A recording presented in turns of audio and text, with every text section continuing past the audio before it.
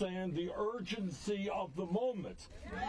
And when we talk about a Green New Deal, the planet Earth is in severe danger, and we are facing a global crisis. We must listen in this country and around the world to the scientists. And the Green New Deal that the Congresswoman and I are fighting for is the only program out there that does that. National Low-Income Housing Coalition. Diane.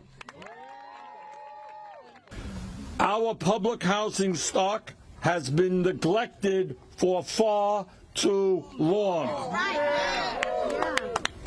In fact, unbelievably, in the midst of a national housing crisis, we are losing 10,000 units of public housing every year. How crazy is that?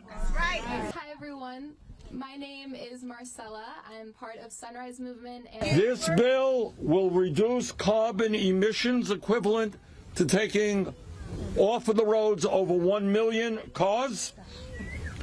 It would reduce public housing costs by 30% and energy costs in public housing by 70%. In other words, we're going to save public housing authorities money, and this will pay for itself. Living in Holmes Isaac houses. She is the co-founder of the Holmes Isaac Tenants Coalition. It adopts the tenets of the Green New Deal, which is first to center frontline communities, those who are impacted most by the climate crisis. That is communities that are low income, communities that are communities of color, Native communities, rural communities. We're going to center them, and that's why we've decided to go with public housing first. Numerous rallies from the steps of City Hall in New York City and Lakeisha. Public housing is infrastructure, and this is an infrastructure bill.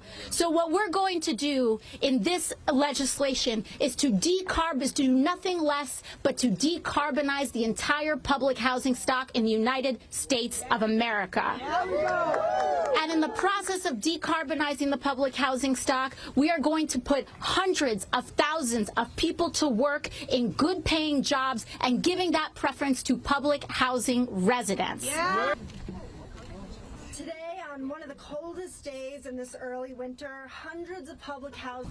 Congress must live up to its responsibility of safe, decent, accessible, and affordable homes for today's public housing residents and for future generations.